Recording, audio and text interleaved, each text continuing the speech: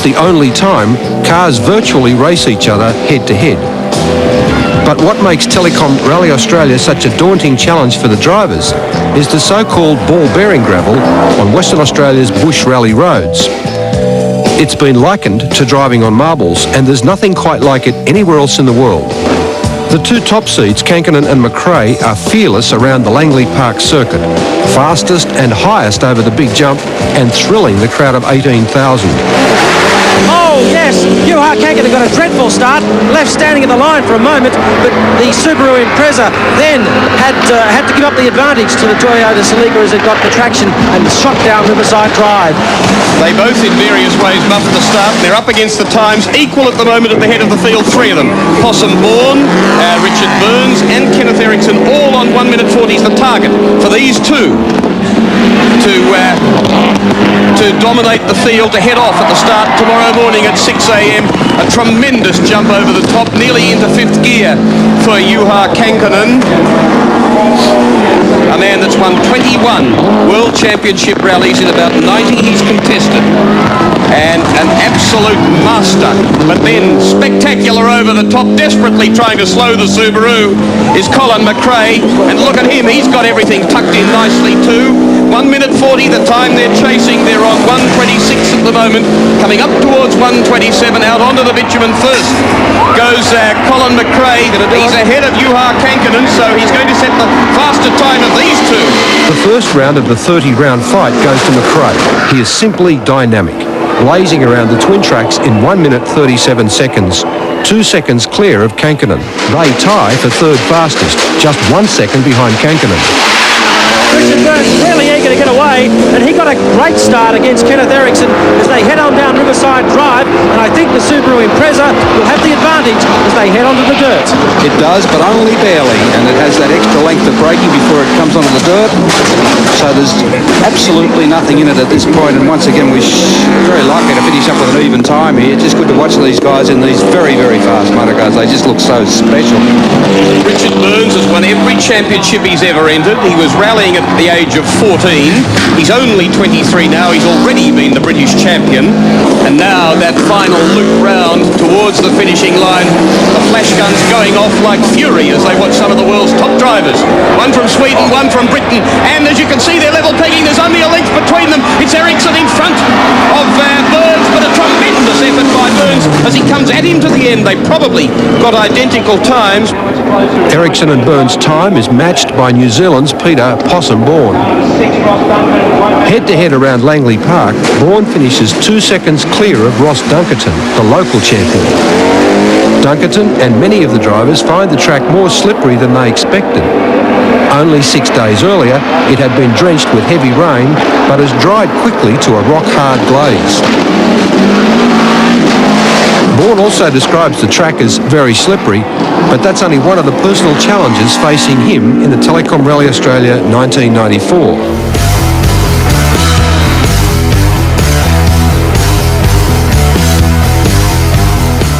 He was driving Daihatsu's newest rally weapon, the 1.6-litre Charade. But Middleton looked over-anxious. That's too wide and untidy, and that will lose a few seconds. Then, disaster. Middleton's car runs off the track and hits a tree. His 1994 rally is over in less than a minute. His team's hopes are shattered. Emotions boil over in the shock of the sudden exit. Middleton and navigator Damien Long are unhurt, but can only reflect on what might have been and what went wrong. So at the end of the first assault on Langley Park, the official results had Colin McRae leading the overall placings. Juha Kankkunen was just 2 seconds back, and then three drivers, Eriksson, Burns and Bourne, tied for third place. The first of the morning's forestry special stages was Wellbucket, nearly 15 kilometres on open gravel, old farm tracks and sandy stretches through pine trees. First through the zigzags of the pine plantation, Juha Kankkunen set a blistering pace as he tried to claw back the few seconds conceded to Colin McRae the previous night.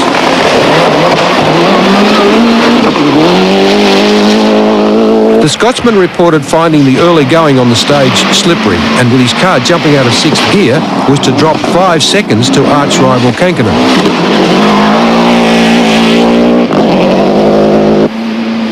After the rain of the previous week, Swede Kenneth Eriksson was to find out early that the rapidly drying tracks were to make dust a big problem in the rally, costing him time. Also reporting problems with dust was Possum Bourne, but it didn't slow the New Zealander down, and he finished second fastest on the stage, a bare second behind Kankkunen.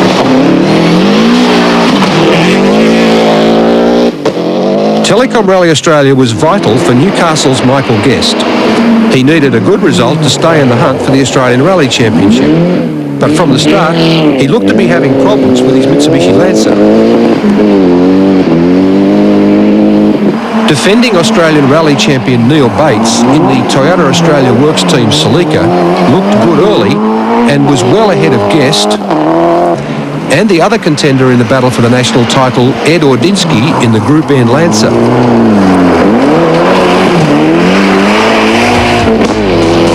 The third special stage was barracking, and it was to witness the first real dramas in the rally.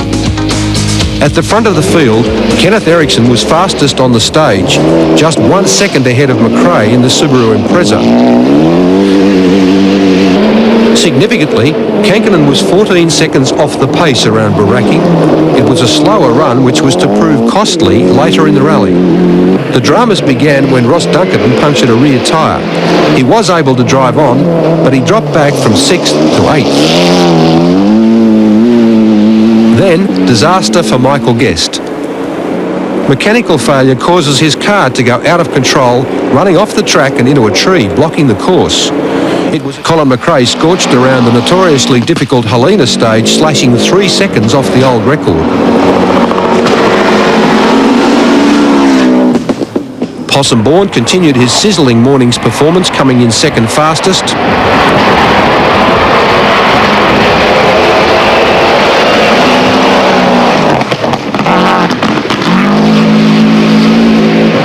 Kankkunen, still testing the new Celica, was third, but conceding another 8 seconds to McRae. Belgium's Gregoire de Mevius in the Opel Astra was building his lead in the F2 class at every stage. But this stage was to prove an even greater disaster for Ross Dunkerton.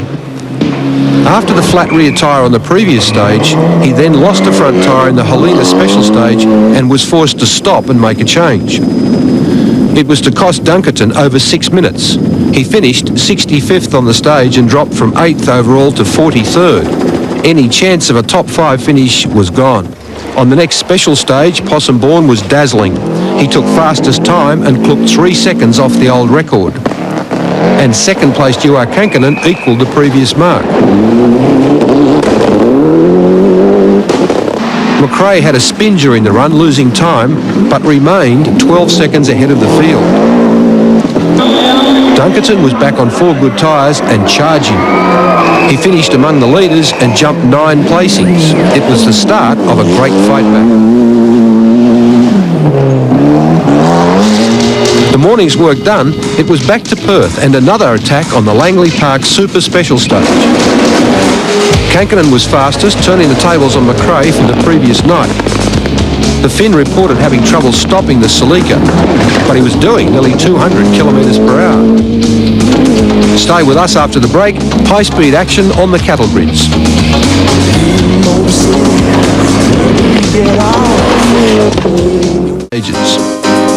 And the records keep tumbling. On special stage 7, the 4 leading cars all break the previous mark. Kankkunen is fastest. McRae misses a hairpin bend and he's still having gearbox problems, but is also still second fastest. On to special stage 8, Flynn's. A touch over 32 kilometres, it's the longest run of the day. The stage was the scene of last year's fatality. Colin McRae produces perhaps one of the outstanding performances of Telecom Rally Australia 94, smashing the old Flynn's record by a whopping 35 seconds. Possum Bourne, pushing the 1993 tragedy aside, was just 1 second behind McRae. The Kiwi has moved into equal second outright. Kankkunen and the young Briton Richard Burns in the third Works Impreza were also both inside the old record. Burns' good time was despite hitting a loose piece of wood on the road, damaging the right suspension and disabling the power steering. The next three special stages are clustered around the historic hamlet of York, and all are renowned for producing exciting rallying. Special Stage 9 is York Railway, normally one of the fastest stages in the rally. Juha Kankinen looks intense on the line for the start and makes a flying start. He covers the 5.3 kilometre run through the picturesque countryside in just 2 minutes 36 seconds. The world champion isn't stopping to look at the views.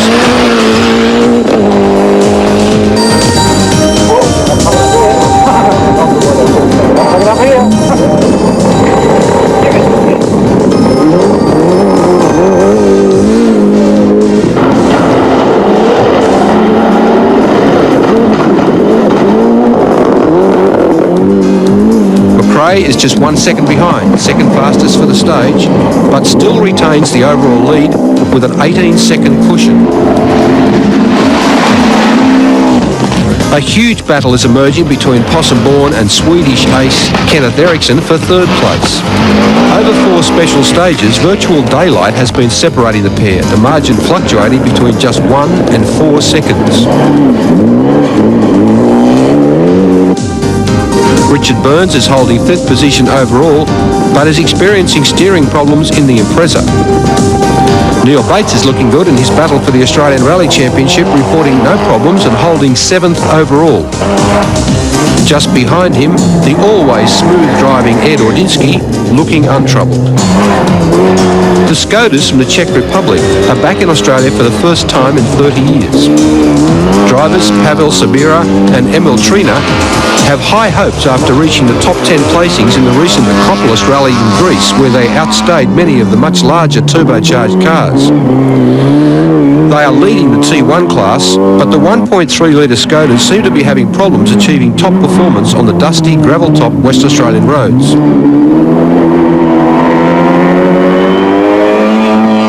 Special Stage 10 at the Muresk Agricultural College is a spectator favourite in the Telecom Rally Australia with its fast open section, spectacular jumps and narrow cattle grids. Possum-born says he worried about the last jump as it tended to kick the rear of the car up. Some kick.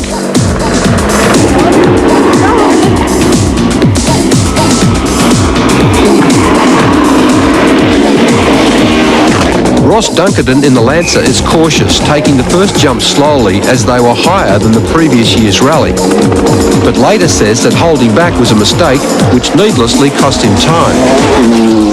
The cattle grids, made famous by Dunkerton in previous years, again provide their own special thrills in 1994.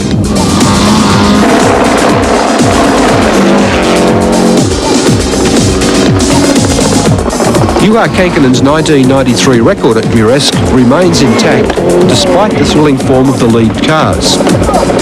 Subaru teammates Bourne and McRae dead heat for fastest time on the stage. Eriksson is only 1 second behind the pair.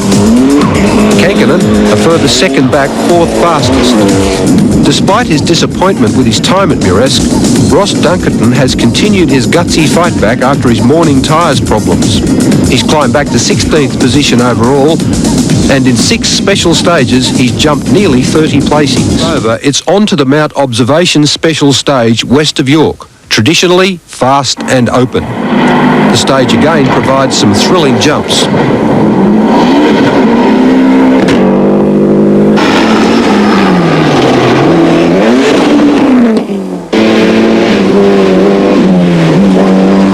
Kenneth Eriksson records his second fastest stage time of the day at Mount Observation, but like all the drivers, reports trouble handling the loose sand and gravel surface.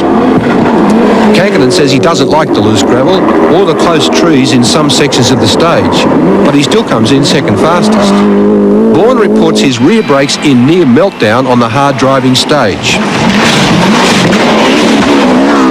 Canberra's Neil Bates is having a good run and has opened out a 2-minute margin in his quest to retain his Australian Rally Championship title. However, disaster is about to strike. A major mechanical failure is to knock Bates out of the Telecom Rally Australia in the next stage.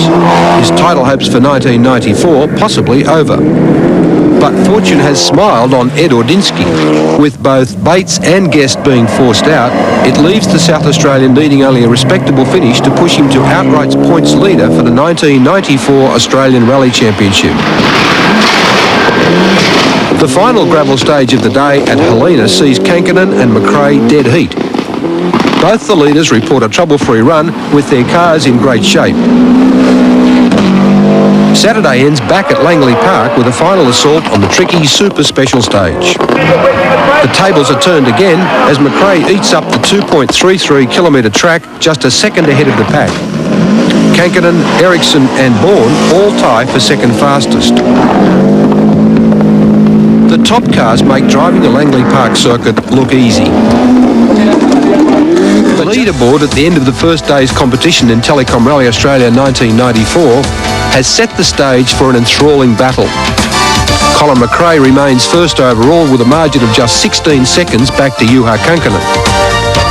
The seesawing battle between Possum Bourne in third place and Kenneth Ericsson stays tight with just a 2-second gap between them.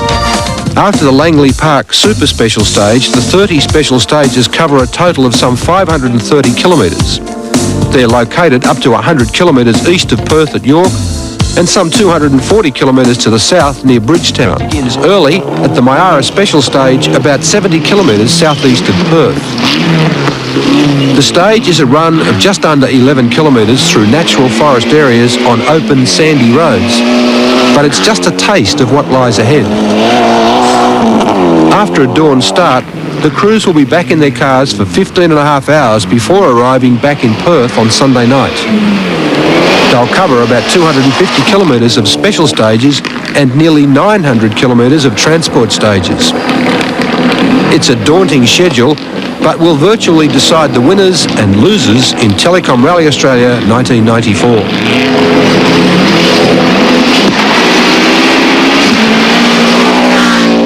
Juha Kankkunen starts the day by whittling a further 3 seconds off the overnight lead of Colin McRae. The Scot and Kenneth Ericsson tie for second place on the stage with Possum Bourne fourth. This puts the Swede marginally ahead of Bourne, reversing the previous night's order. Both drivers are looking confident, but which man and which car will last through the long day's grind?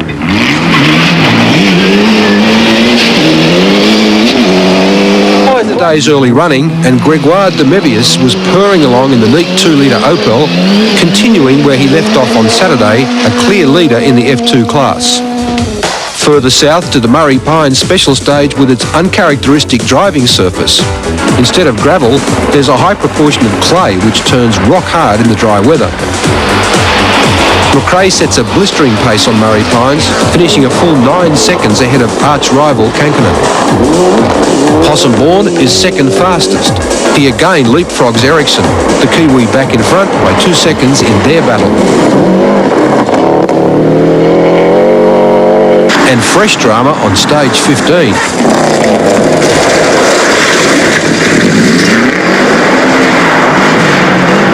Japan's Mitsuo Mishima fails to take a bend and clips the trees and spins off.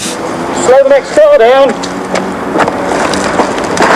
Need loads of people. Any more people down there? For Mitsuo and experienced British co-driver Kevin Gormley, the first concern is to warn following cars. The course marshals swing into action too. Communications, I have a car off at 19.18 kilometres in Murray Pines. The driver is unhurt but shaken. Front corner and cross jump and not braking, then speed down. Didn't. Incredibly, they eventually get the Group N Impreza back on the road, but are excluded from the rally under the event's rules that they arrive too late at the next time control checkpoint. The next 2 stages, Stirling West and Stirling East, skirt around one of Perth's main freshwater dam catchment areas.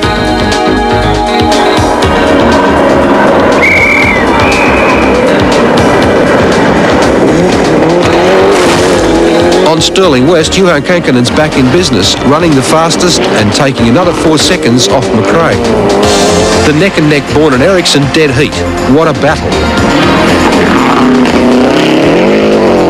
On Stirling East, the Flying Finn in the new Celica GT4 is again fastest and shaves another 7 seconds off McRae's lead. The margin now down to just 11 seconds. Bourne was third fastest, 8 seconds ahead of Ericsson. But the big mover on the stage was to be Ross Dunkerton. With 6th fastest time, he's now back to 7th place overall. Don't forget, just 24 hours earlier, Dunkerton had plunged to 43rd in the field. Amel Trina's rally ends on the Stirling East stage. His Skoda hits a tree and is out of the running. On the next stage, Kankkunen continues to attack. Again, taking fastest time and another 4 seconds back from McRae, the margin between the two leaders now down to a nail-biting 7 seconds. Next stop is the football ground at the coal mining town of Collie for a major service stop. After 5.5 hours at the wheel, over 90 kilometres of hard rally driving and 5 special stages, everyone needs a breather. The morning's honours have been taken by Juha Kankkunen and navigator Nicky Grist with wins on 4 of the 6 stages. Nicky, obviously a very important time in the rally. You've closed to within 7 seconds of Colin McRae. What's the plan from here? Okay, carry on. Try and take as much time as we can. Obviously, nobody wants to finish second. If you can take the lead, well, all the better. Especially now we're getting into 3 very long stages, and especially the next one, the longest of the rally. It's quite critical, so we'll have to see. Do you think these stages suit your car or his more? Okay, I mean, our car is obviously going well at the moment. We'd like to have 100 kilos less on our car. It weighs too much, but generally it'll suit us both, I think. It'll be a good fight. By Collie, Possumbourne is just 6 seconds ahead of Kenneth Ericsson. It's really close. Yeah, it's quite a big scrap to make any time at all off Kenneth, because he just gets some and then he takes some back, and it's been like that all morning, so looks like it's going to be hard work all day. And that hard work gets back underway on special stage 19, Wellington Dam, just outside Collie.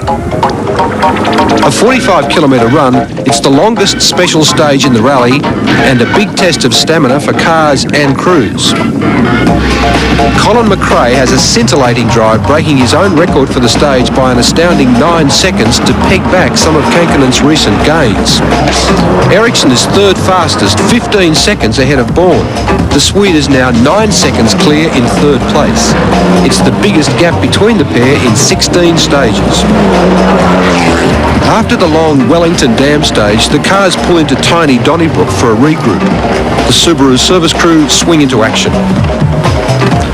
McRae recorded his great time despite hitting an earthen mound, damaging the front of the car. Time is limited to get the Impreza back in shape. Colin, you look like you've had a slight mishap on that last stage. Yeah, nothing much. It was just a mound of dirt on the outside of one of the corners. Did it cost you much time? Nothing. I'm just going to check the times now. I think we were quicker than you had, so no problem. Even the smooth-driving Ed Ordinsky has been striking problems. I hit a few things underneath. The boys are fixing the exhaust now. It should be okay though. It feels strong. I hope it can go this pace the whole way. But rally driving isn't just all about big-budget works teams. A unique feature of Telecom Rally Australia is the Daihatsu Challenge. Inaugurated 3 years ago by the organisers of Telecom Rally Australia and Daihatsu, the event gives young drivers a chance to break into the sport. Rounds of the series are held around Australia, with the Perth event worth double points in the quest for a dream.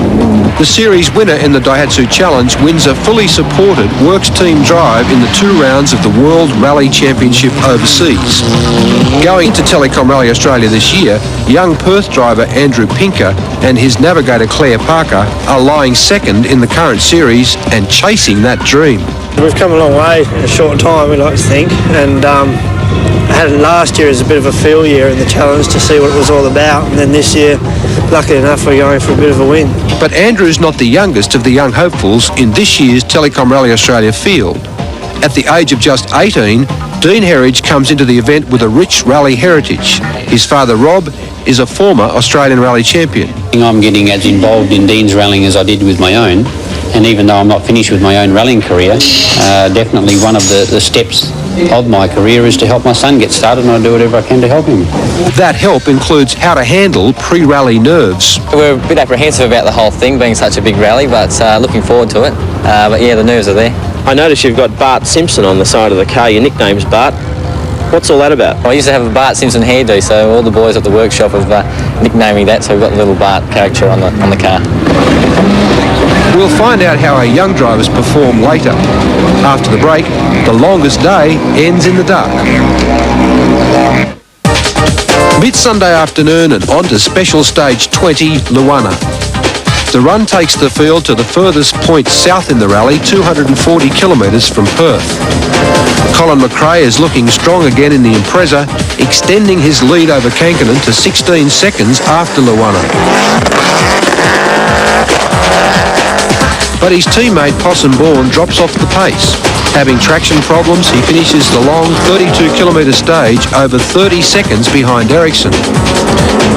After his sensational early form, Bourne's hopes for a top three finish have gone. Dunkerton has made up more time and closed to within a second of Edwardinsky. The Ferndale Special Stage is twisting and demanding, but is claimed to have some of the best rally roads in West Australia. And it's another 30-kilometre run. In what will be one of the most decisive special stages in the rally, McRae takes fastest time with a yawning 18-second margin over Kankkunen. But luck had played a part though. Kankkunen later learned that he picked up a roll of fencing wire and dragged it along for most of the route. A slow-motion replay from some of the action on the stage shows the enormous skill and great control of the top rally drivers as they wrestle the cars left and right under brakes to set up the corners. But sometimes it goes wrong, even for the most skilled drivers. Kenneth Ericsson spins and stops at a hairpin on the Ferndale stage, losing 4 to 5 seconds while he struggles to get the Lancer back into gear. Then, incredibly, on the next stage, Ericsson repeats the error, spinning and stalling again while cornering. At a service stop, the Mitsubishi Team Rally Art crew strive to get things back in the groove. We started off with some brake problems this morning. We couldn't bleed the brakes properly and we kept on having a spongy pedal. And with Kenneth being a left foot braker, it's the worst thing that can ever happen. It's a nightmare for me come true.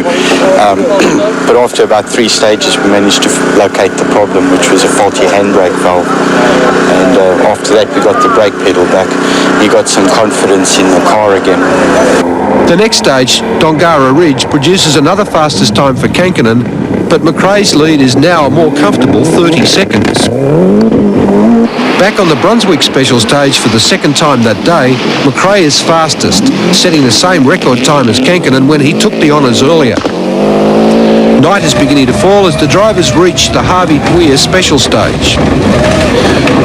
Just over 8 kilometres long, tight and twisting on narrow sand tracks through stands of pine trees, times are relatively slow. Only a second separates Kankkunen and McRae on the stage. Ericsson cements his third outright placing, and Dunkerton consolidates 6th place. Temperatures were starting to fall though as the field took to the last special stage of the longest day, Mariner. Nighttime driving used to be a more dominant feature of major rallies, but the number of special stages run at night has been cut in recent years, mainly because of safety concerns. Kankkunen claims another fastest stage time, his 7th over the day's 12 stages. But it hasn't been enough to catch McRae, who will go into the final day of Telecom Rally Australia with a 23-second buffer. A surprise on the night stage is the second fastest time recorded by the young Englishman Richard Burns. Extra reconnaissance on the Marinup Special Stage had been the key. It was a stage we had noted sort of 7 or 8 times because it was only a fairly short stage, so decided just to have a little bit of a try just to boost my morale a little bit, and it worked. The stage was, we had no problems in it at all. After the long day's driving, a young Subaru fan greets Richard Burns back in Perth. There you go. What'd you say? Okay. That's okay. It's been a good day's work for Ross Dunkerton, now the top-placed Aussie. I think we dropped to about 38, on Saturday, but we've been a steady pace today, and we're back up to 6th, and that's as high as we can get unless some of the leading blokes have some trouble, but I don't think they are. It's probably the first time I've seen an event like this where all 6 factory cars are still going. It just shows the preparation that is being put into cars nowadays, I'm afraid, isn't it? The leaderboard at the end of day 3 shows McRae still out in front, the margin just 23 seconds. The big question, can he hold up Kankkunen on the final day? The attrition rate in big rallies is high. By the end of day 3, 24 of the 74 starters, a third of the field, are out of the running. Those cars still running go into Parc Fermé at Langley Park under lock and key and all-night security. We'll return after the break with the final nail-biting chapters in Telecom Rally Australia 1994. The sun creeps over the Darling Range above Perth city skyline on a cool, clear Monday morning. On Langley Park, the wraps start coming off, ready for the final assault.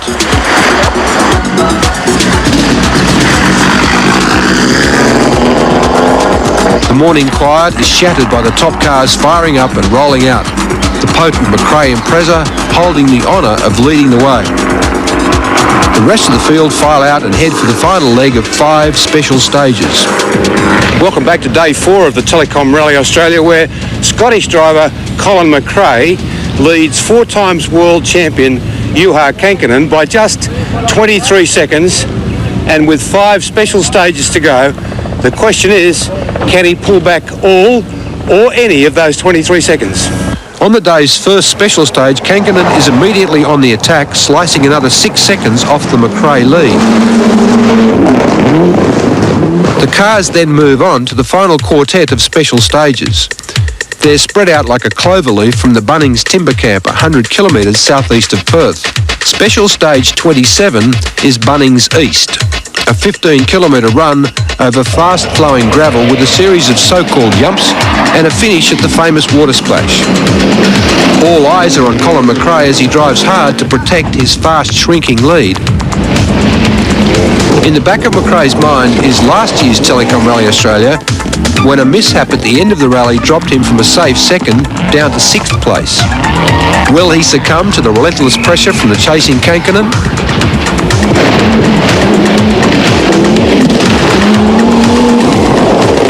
McRae pulls out a big one. Fastest time on the stage and 5 seconds ahead of Kankkunen. It's over the spectacular yumps that McRae takes back the crucial seconds. The other drivers take up the challenge of the jumps.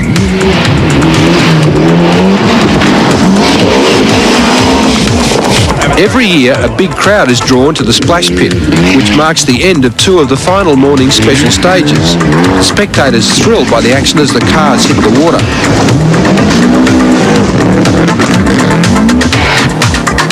Bunnings West is the longest stage of the final day, nearly 34 kilometres over jumps and then through sandy pine plantations.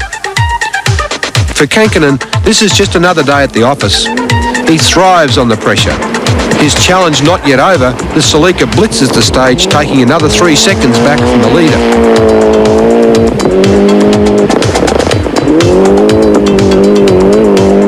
But McRae is feeling confident that his car is staying healthy. He can't risk becoming cautious and backing off.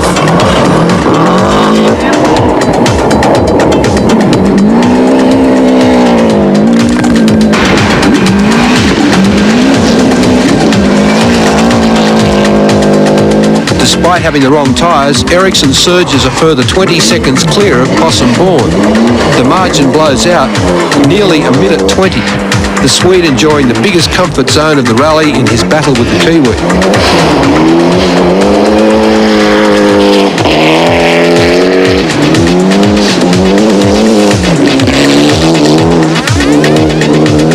Bourne is having trouble handling the super slippery driving surface.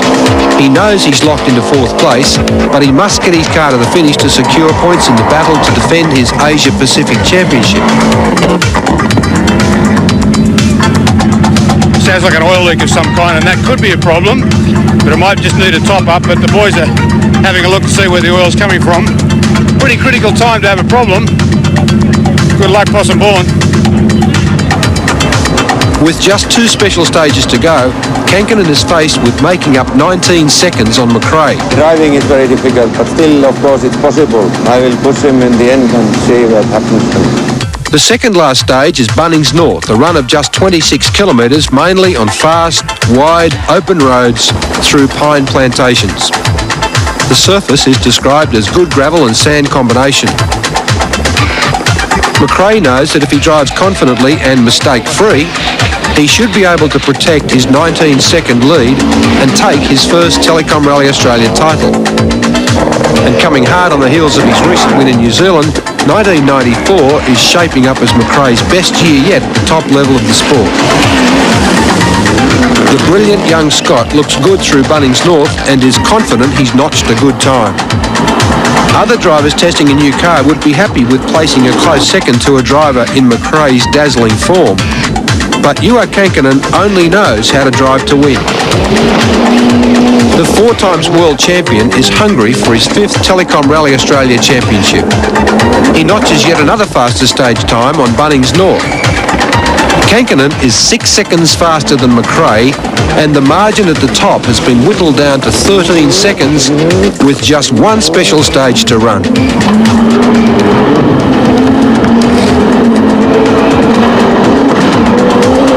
Meanwhile, back at the tail of the field, the final encounter with the water splash takes its toll. Kim Harris and Diana Madlener's rally looks over, their Hyundai Elantra damaged and bogged in the mud.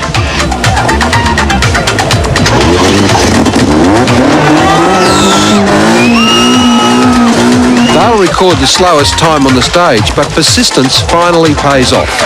Harris and Madlener will make it to the final stage and finish their rally.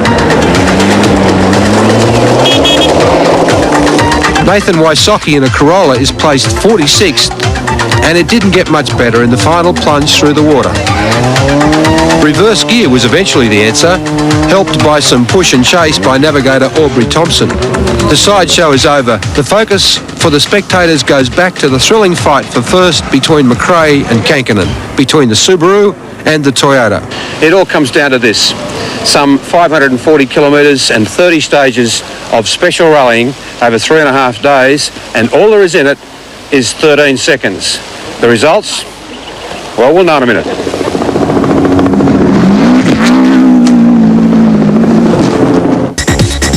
The last special stage in Telecom Rally Australia 1994. Just over 29 kilometres long, it starts with a climb on the infamous ball-bearing gravel and then twists over sand and clay through pine plantations before ending in an open wheat paddock. Slow to the right, into, calmly, to the right, plus open. This may well be the most important stage of rally driving in Colin McRae's international career so far. Earlier in the year, he'd been under public pressure, with media reports of criticism from his team bosses for erratic driving, faltering at critical stages, and letting big results slip away. 1994 was the time for McRae to start producing victories for the Subaru World Rally Team. He'd done that in New Zealand, but was it just a fluke? A second successive win over Kankkunen here in Perth would confirm McRae has arrived as a consistent winner at top level. McRae's time around the final Bunnings South stage was a very fast 5 seconds clear of Burns, Bourne and Ericsson. The Highlands cheer squad was ready to wave the victory flag. McRae gave his own salute as he literally smashed the finish gate, giving the telecom sponsor's sign what perhaps could be described as a tailgate kiss. But Kankkunen wasn't ready to concede defeat. It was to be another blinding drive in the Toyota Celica GT4. Kankkunen was again fastest. He'd been quickest on 16 of the 30 special stages and pulled back yet another 4 seconds on the Bunnings South. But in the end, he just could not reel in the Scotsman. It had gone down to the wire. McRae's final winning margin, just 9 seconds.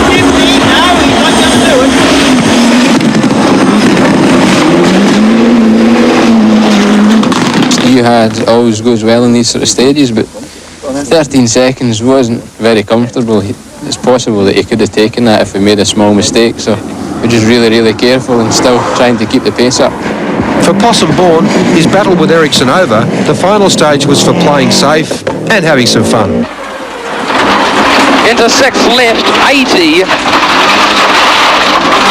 6 left, keep in, blip. Ericsson's Lancer had run well from start to finish, but the Swedish star said, if you're not winning, you can't be satisfied. By contrast, Pavel Sabira, in the one Czech national team Skoda to finish, was happy with his time, and he acclaimed the event as a great rally. The Skoda's reputation had perhaps promised more, but the Czechs were satisfied with their return to Australian motorsport. For many of the drivers, by the final stage, there was nothing to gain and everything to lose. The goal was holding their position and getting to the finish line in one piece. If they did make it, their cars had covered nearly 1,850 kilometres of bush tracks and bitumen on the special stages and transport sections of the rally. But what about that young driver, so heartbroken after barely covering 3 kilometres before crashing on the first night? Defending Australian Formula 2 champion Brett Middleton was at the finish line, eager to follow the fate of the challengers for his title. And as sometimes happens in rallies, cruel fate had been kind. In our benefit, our major opposition in the event, Justin Barham driving a Corolla, has now DNF'd, which gives us almost an unbeatable lead in the Formula 2 Championship for the Australian Series. So we've just got to finish one more event towards the end of the year and wrap up another title. With all the drama and action over, the 1994 overall leaderboard looked like this. Colin McRae and Derek Ringer officially first. Kankinen and Grist second. Kenneth Ericsson and Staffan Parmenter were third. The Bourne Circum team fourth. The Telecom Rally Australia rookie Richard Burns was fifth. And Ross Dunkerton, the top-placed Aussie, in sixth position. Stay with us. After the break, winners are grinners.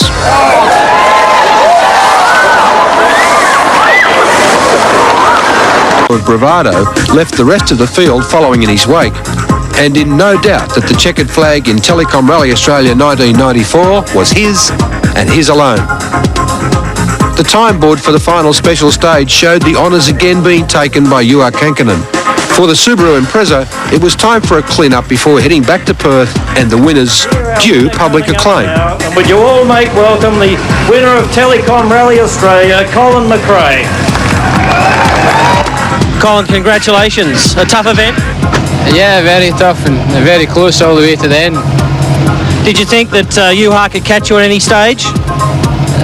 I was fairly confident this morning that I could stay in front, but not fully, because he's very quick in these stages, and he's probably one of the only other guys that could make a big attack and take the time back. How do you compare this with the victory you had in New Zealand a month or so back? Obviously it's not full world championship, but I think it's been a lot harder to win here than it was in New Zealand. Well done. Thank you. A big crowd packed Perth's Forest Place to see their rally heroes. Navigator Derek Ringer paid high praise to his winning driver. Yeah, I'm sure Colin is the fastest of the world drivers just now, and he's rapidly also becoming the best. McRae and Ringer basked in the glory of the winners' traditional champagne toast.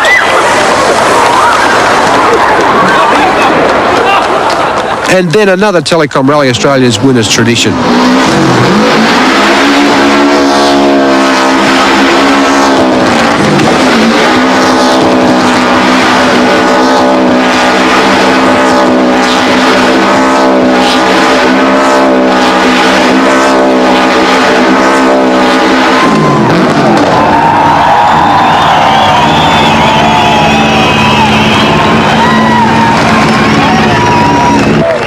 For a disappointed Juha Kankinen, it had still been a stunning debut for the new Toyota Celica.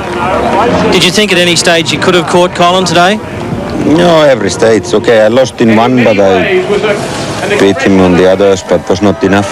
I needed 2 stages more. And how successful has the test of this new Celica been? No, I think it was very good because, I mean, we didn't have any main problems. It's just little things, and when we get the car little better, it will be all right. For Possum Bourne, Finishing fourth was an important step in washing away the pain of last year's tragedy in the event.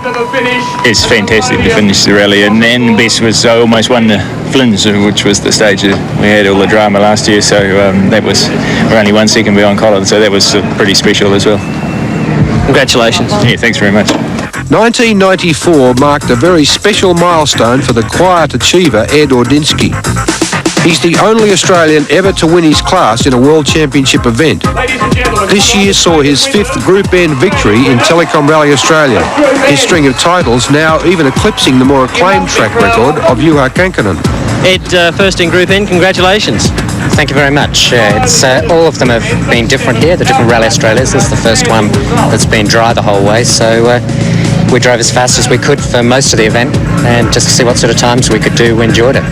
In other official results in Telecom Australia Rally 1994, the World Cup for 2-litre cars was an all-the-way win for Belgium's Gregoire de Mevis in the Opel. Ordinsky, the clear winner in Group N production cars. Ross Dunkerton took the honours in the Australian Rally Championship section, but Ed Ordinsky's second place was enough to push him to outright leadership in the series. The Daihatsu Challenge P1 class saw a great fight back by the local youngster, Andrew Pinker.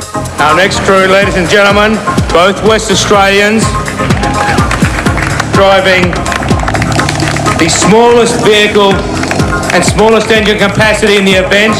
They have won their class. They have finished 30th outright in the standard road-going production class. This crew, car number 51 of Andrew Pinker and Claire Parker. We've come in 30th outright and ahead of the class, which we didn't expect at all, so we're very happy with that. So Andrew, this keeps the dream alive, possibly a future factory drive. Oh yeah, for sure, hope so. This will be a good step, puts us in good stead for the challenge for the end of the year, and if we get that, then yeah, things from there will go on.